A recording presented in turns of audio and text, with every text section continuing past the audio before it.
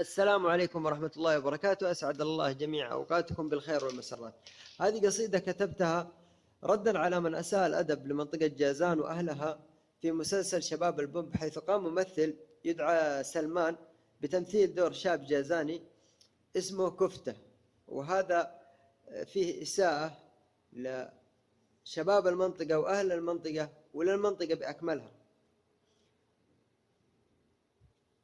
يقول سلمان: وش مثلت يا كفت خايس؟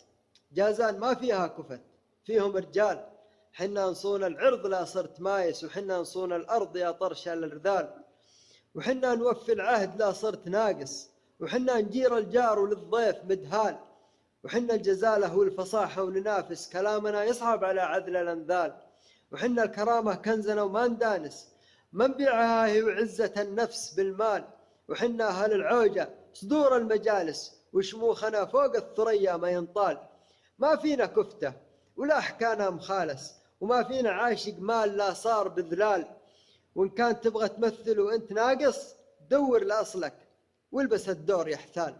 وسلامتكم، وتكرمون عن الألفاظ اللي وردت في هذه القصيدة.